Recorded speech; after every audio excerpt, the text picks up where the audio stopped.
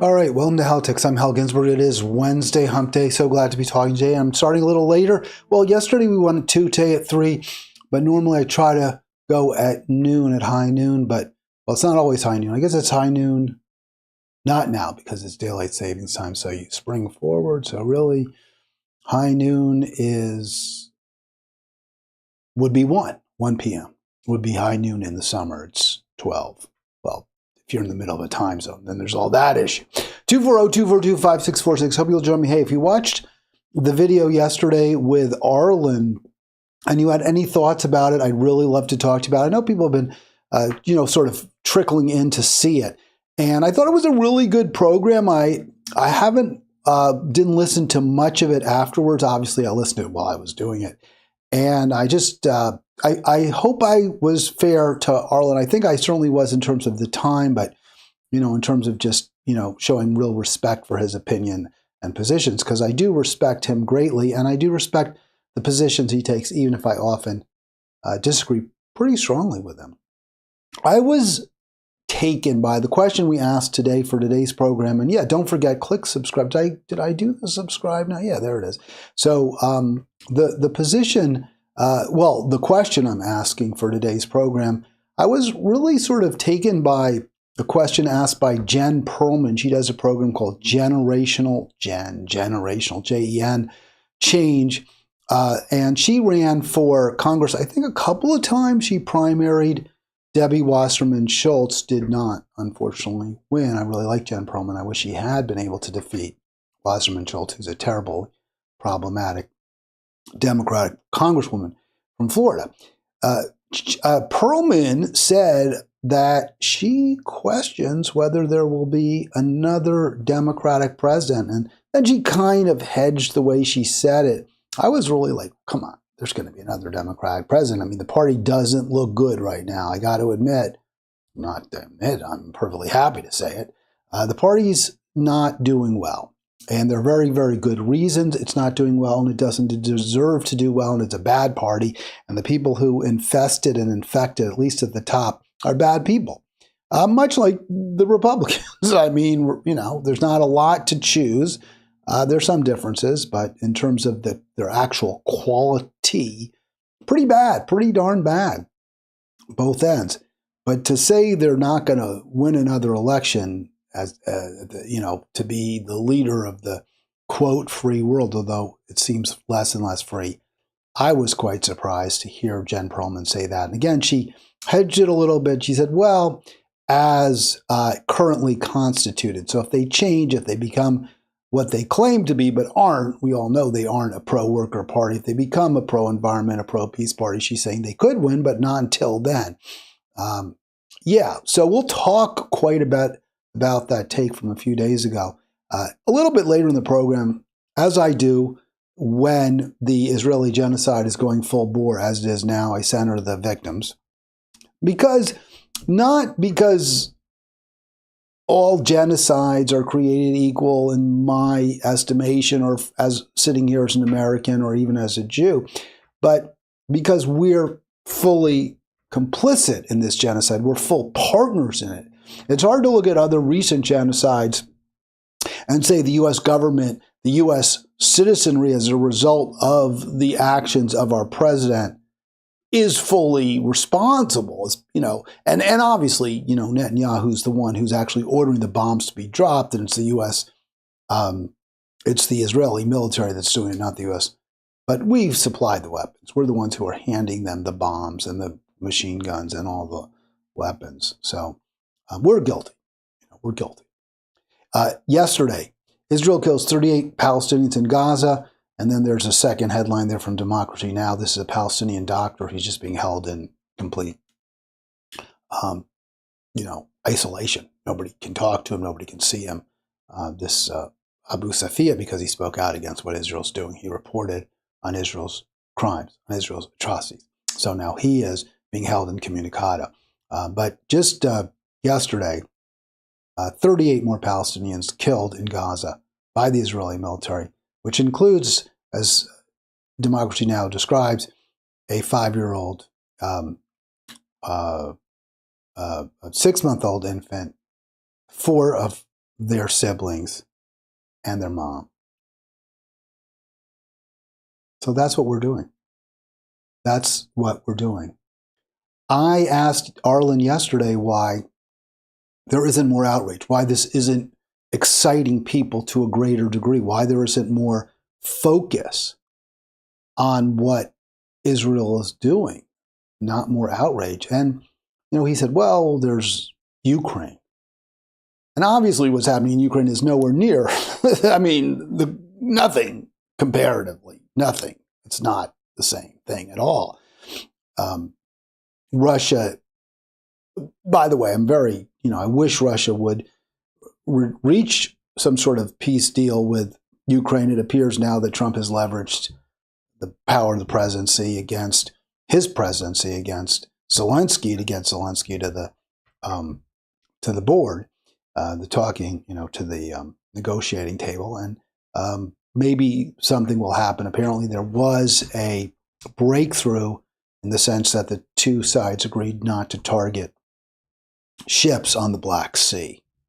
So I guess that's a positive. That's a step forward. Negotiations do lead to breakthroughs. So that's a good thing. Of course, we're not negotiating. We're not forcing Israel to negotiate with Gaza.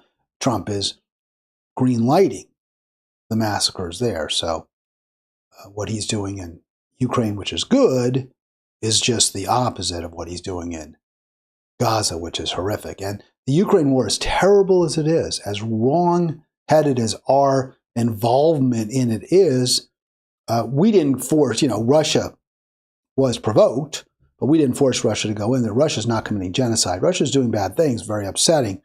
But the idea that Americans should be outraged at Russia, but not outraged at Israel and what our government is doing, just doesn't make sense when you look at the actuality. The crimes of Israel and the United States are clearly far worse, far greater than what Russia is doing. And in fact, Russia is responding, albeit not nearly as much as we would like in terms of peace. But they'll presumably get there. So I don't find that the argument that, well, we're more upset about what Russia's doing in Ukraine than we are upset at what Israel's doing in Gaza with U.S. complicity. I don't find that to be particularly persuasive, except the U.S. media is playing right along. I was looking at the New York Times today. I was going to show you, but I didn't get a chance because I was downtown actually lobbying for Gaza. There's no mention of Israel or Gaza until you scroll way down on the New York Times website, right on their front page, whatever, nytimes.com. I'm going to go to it right now. I'll show you. You just don't see it. Israel's just not there. You have to go about 3/4 of the way down. I mean, this is extraordinary. This is a genocide in real time. And it's just not being covered. It's just not making the New York Times front page. And I think for many, many people, I know this in my life, if it's not on the front page of the New York Times, if it's not covered in the newspaper of record, if it's not considered all the news that's fit to print, then for many people, it just didn't happen. And so I do really, truly view the New York Times, it's so influential. And I know here, I'm going to just put it up right now. So you can look at this. This is the top of the page right there. And you can go down. There's not one word of Israel or Gaza anywhere there. Now I'm going to scroll down a little bit. You can see me scrolling. And again, on the left, you don't see anywhere. You see intelligence officials are grilled after more signal texts are released. That relates to the chat where these various principals, Pete Hegseth, the defense,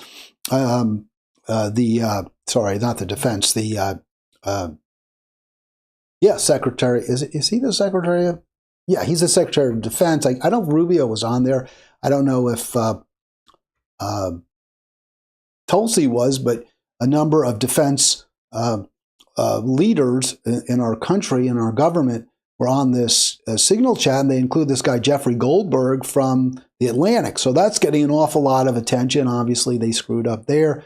Hegseth was on that, J.B. Vance, Michael Waltz, who is some type of big defense guy as well. And they were talking about these strikes on the Houthis. That is getting an awful lot of attention. It's far less relevant. It's far less critical to our national security than what we're doing in Israel, the Gaza genocide. But the New York Times is covering that because there's a little bit of egg on Trump's face. And because they don't have a problem with, but at the same time, there's egg. It's embarrassing to Trump. But the policy, which is just to launch missiles against these rebels in Yemen who actually aren't even attacking us, who are responding to Israel's attacks on Gaza. It's massacres there. It's genocide there. So we shouldn't even be in Yemen. But the New York Times doesn't care about that. The only thing they care about is they can say, oh, look, what a bunch of doofuses there in the Trump administration, that they're sharing things on Signal, and they include Jeffrey Goldberg, which obviously is a terrible mistake. But, I mean, is that on a par with genocide? 240-242-564-61. Join me. I'm just scrolling down. You don't see Israel anywhere. You don't see Gaza anywhere. I'm going to do a quick search. You can probably see me do this. I don't know if you can or not. I'm going to do a quick search and see where you find Israel. You have to go way, way, way, way down. Middle East tensions. Look at how far down I had to go. I keep going up and up and up and up and up and up and up until you see Israel. This is why, honestly, this is why it's not getting a lot of attention. Because the media isn't bringing it to your attention. And I say to folks, don't let the New York Times, don't let CNN, don't let MSNBC determine for you what matters. Because their agenda is probably, almost certainly, very different than yours. But I think that's a major reason, a huge reason that Israel, Gaza, the genocide isn't in the forefront of people's minds, because this is a genocide that isn't being covered, at least not by American media, but at least not by American well-distributed, well-disseminated media. That's one reason. The other reason is it's a bipartisan genocide. Neither political party is making an issue of this. So if you're a partisan Democrat, and those are the people that I spend more time with, even though I myself am not a partisan, but the people, that I spend time with who are partisan Democrats, they're not hearing about it from their electeds. AOC didn't mention Israel when she was in Tempe. This isn't part of the Fight Oligarchy tour, even though it absolutely should be. This is such a perfect example of the oligarchs in complete control, making decisions that are incredibly harmful to the American public and to the world writ large. And yet, Bernie and AOC can't be bothered to talk about it. So that's why you're not talking about it. To me, though, the real reason, or what this really tells us, when AOC and Bernie don't talk about Gaza, when they don't talk about the climate catastrophe, what that tells me is not that those aren't incredibly important issues. What that tells me is Bernie and AOC aren't the leaders for our time. 38 dead yesterday. Israel and the United States have killed and identified 50,182 Gazans since October 7, 2023. And Trump and Netanyahu have killed well over 1,600 Gazans since March 18, including many hundreds of children. So it's hard to imagine anything more important, more crucial, more relevant from both from a moral standpoint, from a human interest standpoint, from a just an overall relevancy standpoint than this. And yet we're not talking about it. And I truly believe for so many people, it's because it's just simply not on the front page of the New York Times, which I, again, don't understand. I was talking to somebody about this at the rally. Well, it wasn't really a rally, a lobbying effort on Capitol Hill this morning. And we were both like, well, how can this not be front and center? How can this not be the most critical issue in people's minds? And I think this is a big reason. Look, hey, we're all busy. I don't want to be too hard on folks who I think have hearts are in the right place, who are horrified by what Israel is doing. I do think there are so many people who meet that description on the left and the right. I think what it is, again, we're so busy. We look, this is one of the things people say, well, there shouldn't be parties because parties cause so much trouble. And they do. But parties do give us a little thumbnail sketch, a little description, right? Like if someone says, I'm a Democrat, you probably can figure out a few little things about them. They probably do support, for example, choice. They're probably pro-choice. That's very few Democrats these days aren't. So that's probably one of the first things you can tell about them if they say that they're a Democrat. You probably will get the sense they really personally have great dislike of Trump. They probably, if they're at least, have a college degree or more, they read the New York Times. So there are certain things, right? If someone says they're a Democrat, there are certain things you can know about them. If they're running for office as a Democrat, there probably are a few things you can know about them. Same if they run as a Republican. So parties do serve a purpose. But these days, we put trust so often, I believe, in party leaders and party representatives and elected representatives from our party without, any real scrutiny or without nearly enough. But then again, we don't have the time. We have to believe in someone. We have to believe in something. Nihilism is a very depressing way to live your life. But when you look at this guy, when you look at Chuck Schumer, you start to think, well, why should I believe anything he says? Here is generational change. I mentioned the question we're asking today, will Joe Biden be the last Democrat ever elected president?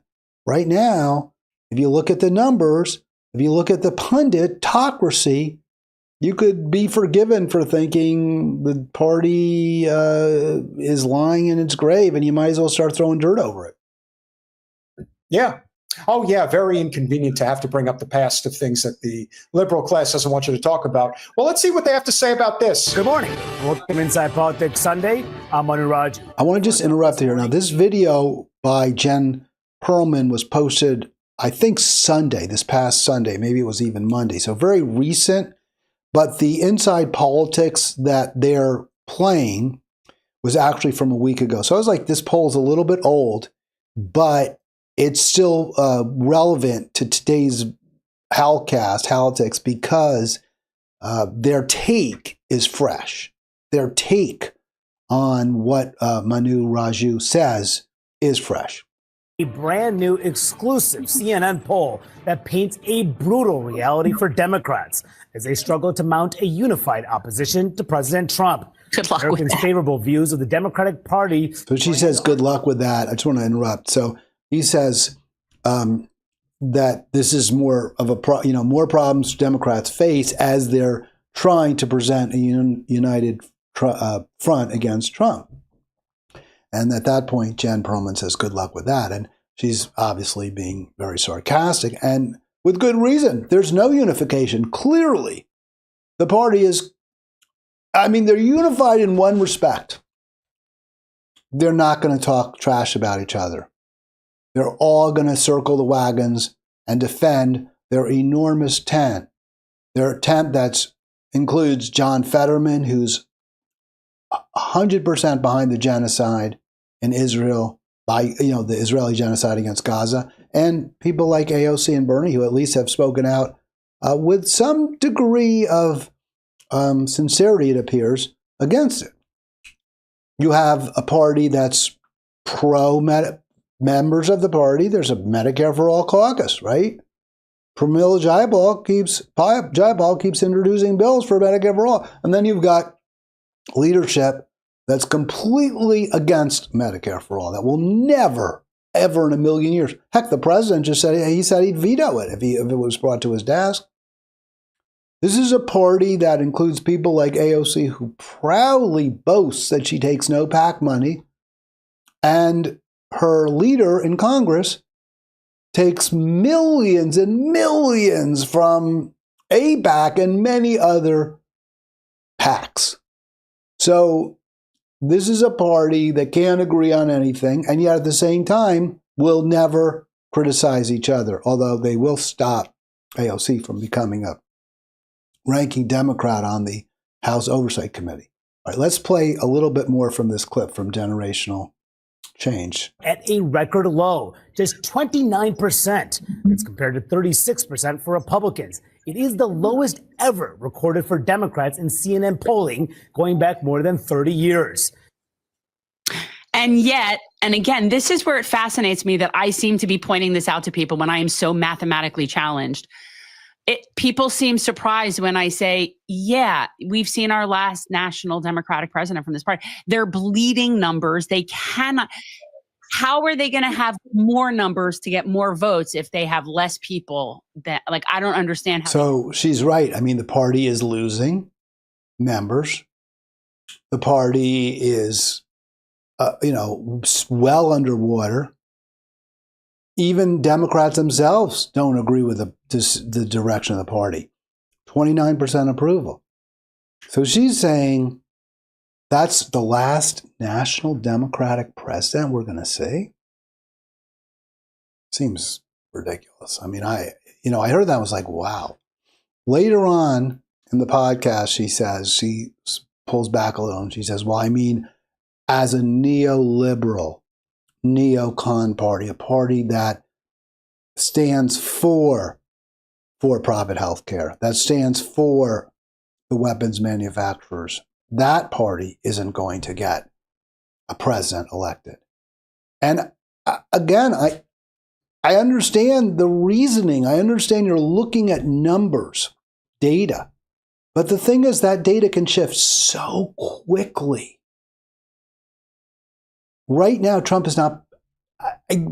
Certain aspects of what Trump is doing are popular, but they're becoming less popular. There's a lot of negative attention on some of his actions, especially the Doge stuff. People did not vote for Elon Musk when they're unable to reach Social Security office, when there are problems with their checks being distributed, and we're hearing more and more stories about this.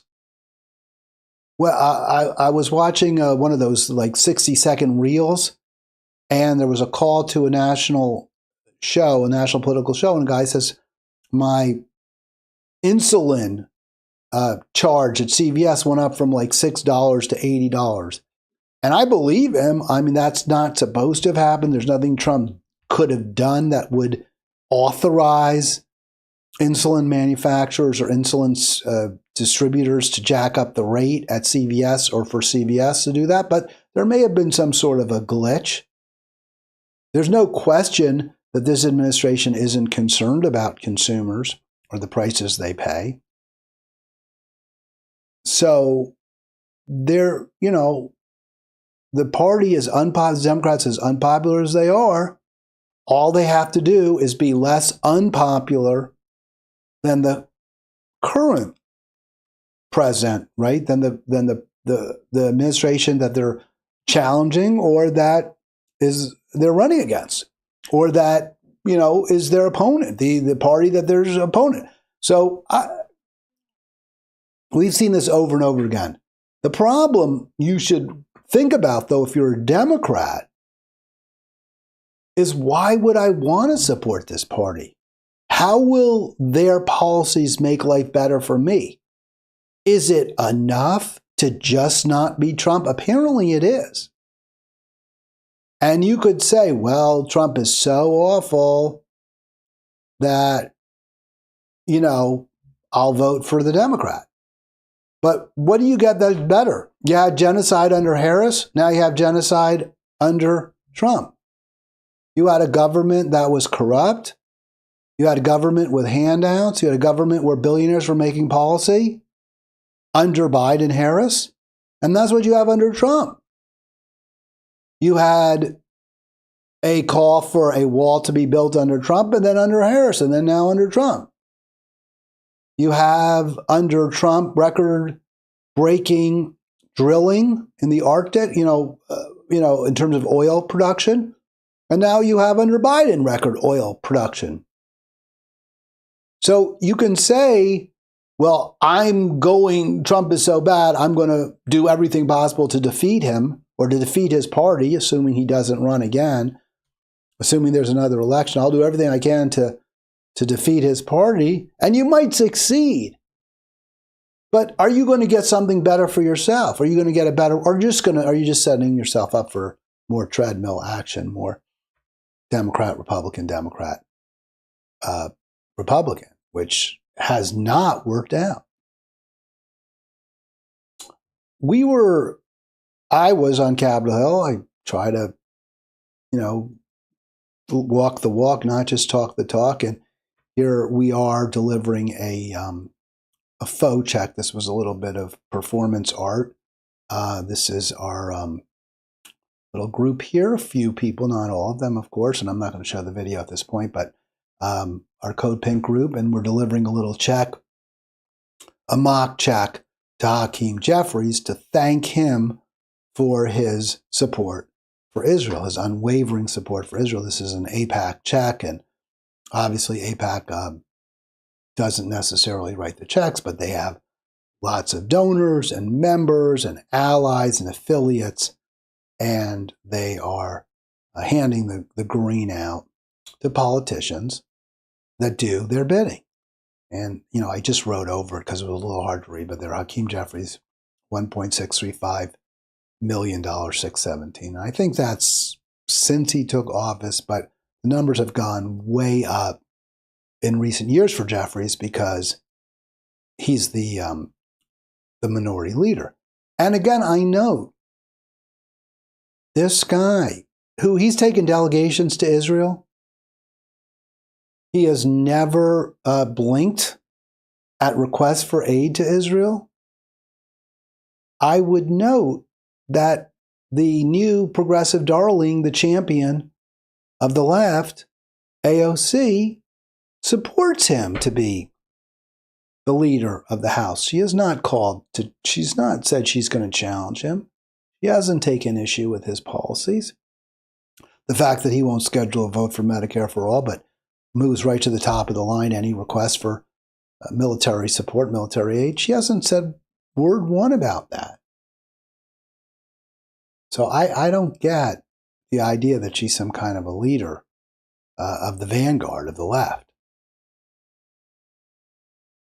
Track AIPAC, Chuck Schumer, the other Democratic leader, right? We just saw $1.635 million from AIPAC for Jeffries, over $1.7 million for Schumer from the pro-Israel lobby. And just so we don't let the folks who hate Trump, give them an opening, there's Trump, $230 million. Now you know why he's greenlighted every transfer of weapons, gifts to Israel, sales to Israel, doesn't matter. Trump did leverage his authority, his power to stop the killing for a short time. Some say there never really was a ceasefire, never really a meaningful ceasefire. He did for a short period of time, but the genocide machine is back up and running full. $230 million. Now, I think that number, I'd like to know how they calculated it. And you can see it doesn't just say from the pro-Israel lobby, which is what it says for Schumer. What it says for Trump, where they got that number, independent expenditures and campaign contributions received from pro-Israel interest groups.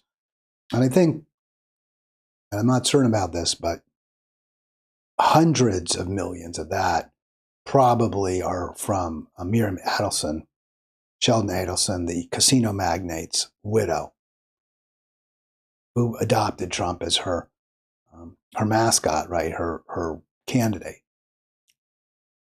So you can see exactly why he has been utterly unwilling to challenge, beyond sort of few little here and there around the edges. Adelson's Israeli president, Bibi Netanyahu. And I was really, really disappointed. I heard a lot of people saying that, AOC was really stepping up and she was going to be a new leader and that she was the new leader of the party and she's the future of the Democratic Party. And yet her speech in Tempe was so tepid. It was so lacking in specifics and policies that she was going to champion, whether it was Medicare for all, whether it was for, slashing the Pentagon budget. It just was a lot of boilerplate, really. And on the issues that matter, taking on the Democratic elites, fighting for peace, fighting for an end to the oilopoly that oligarchy that we live in. No, it just didn't go there.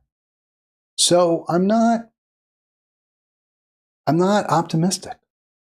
What I do find problematic, honestly, about AOC is the reaction that so many seem to have to her on the left, which is that she can be some kind of great leader, that she is somehow going to take us to a better place. And there just isn't reason to believe that. First let me just show you, I guess, some, she said, I'll play the clip again, because even though I played this yesterday, I think it's worth hearing one more time from AOC, where she just heaps praise on these corporate Dems, plain and simple. I believe that our elected officials should take on abuses of corporate greed everywhere they find it. We must get big money out of politics. That is how we make clear that our country is not for sale. And Arizona, that is why I don't and never will take money from industry lobbyists or corporations. All right, so she gets, obviously, how important it is not to be compromised by corporate money, by Wall Street money, by weapons manufacturers' money, by AIPAC money. And yet, she is happily promotes, capes for a party that is utterly beholden to billionaires and special interest groups. Please help me understand why she's somebody we should look at as a leader, as someone who will take us to a better place. There's just no... The best argument you can make, and Arlen made it yesterday, I think, this is the best argument. Well, for her to take the lead, the leadership reins in the Democratic Party, she can't make enemies. She has to be seen as a team player. She has to even be a team player. But that hasn't worked for her yet. She got nowhere when she wanted. She was stymied. At some point, I think she will become a leader in the party, a true leader. And at that point, she'll be part of it. She's already gone so far from where she started out. She's already compromised what she claims to be her values so many times. There's just no reason to think she'll be able to turn on a dime and be an ally of poor, struggling, working people, because she's lost that if she ever had it. All right. And then, she goes on and tells you how great the senators are from Arizona when they most certainly aren't. They most certainly aren't. Gallego voted to confirm a oil and gas executive. To run to shape energy policy. We saw that Bernie, we saw that Jeffries, right, and Schumer are two received massive donations from AIPAC. Bernie has called for an end to funding for Israel. You'd think if he really, truly cared about the Palestinian people, if he really wanted genocide to end, he would say, yeah, Chuck's got to go. He won't say that. Alexandria is extraordinary. I am so impressed by her work in Congress and she inspires young people all over the country. Would you like to see her joining the Senate? Right now, we have, as I said, just a whole lot of people in the Congress. Okay. I mean, it's such a reasonable question. If you really want a revolution, and he helped start our revolution, if you really want to take the Democratic Party over, then wouldn't Chuck Schumer be a great place to start? Don't you want to threaten Democrats who aren't progressive, who are part of the problem? I would. It just seems so obvious. The failure of these folks to really fight for working people has so many negative ramifications. Here's Fox News running with this. Growing calls for the desperate Democratic Party to move even further left, as if that's the answer. Top Democrats tell Axios the party is in its deepest hole in nearly 50 years, and they list out like 12 reasons for that. And they fear it will only get worse as time goes on. So who's the new Democratic savior this week? Bring in Congresswoman Alexandria Ocasio-Cortez. She's been increasingly discussed as a leading star of the party, even among centrists, interestingly. And now the New York Times is naming AOC as a potential 2028 presidential contender. Democrats are doubling down on their progressive policies that lost them the White House and Congress. That's the big picture here. And all right, so that isn't the big picture here, but it's so easy. It's so easy for Fox to say that. It's so easy to say, okay, look at AOC. She presents herself as a real progressive. She presents herself as someone to the far left.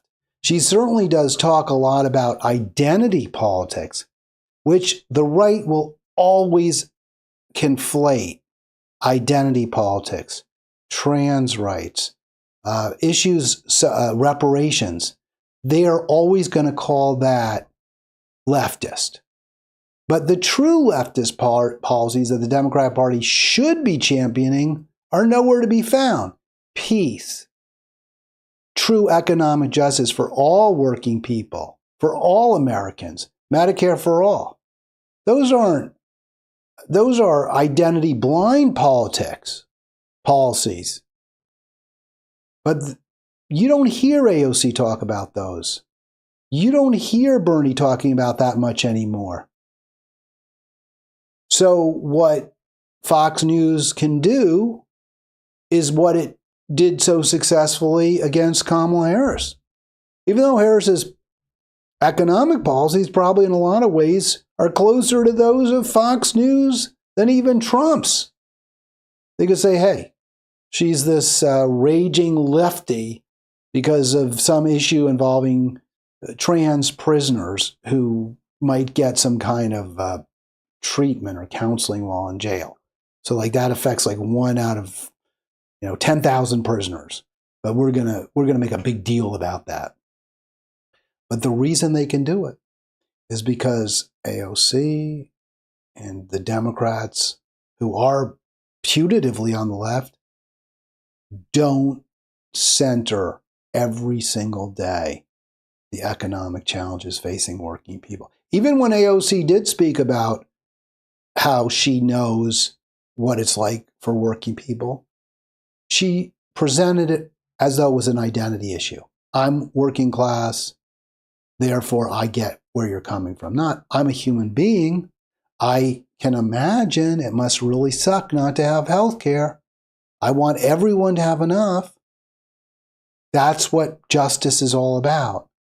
But she presents it as though it's my identity as a waitress that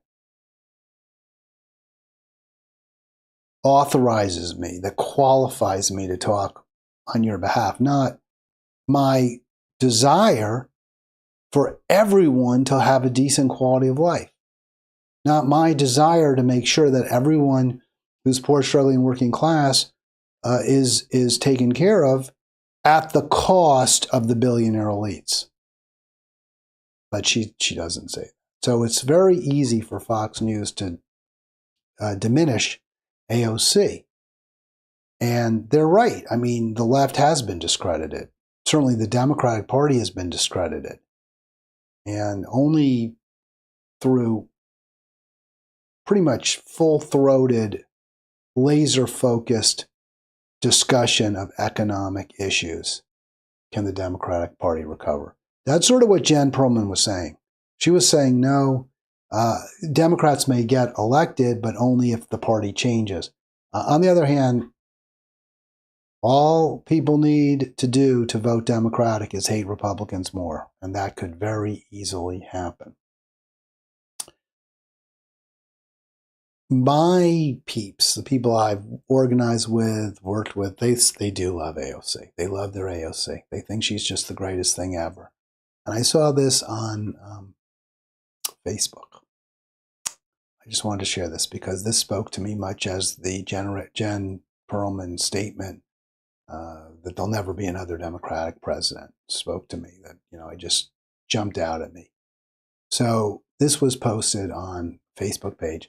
New York Times did everything but draw a mustache. This is from like 2-3 days ago.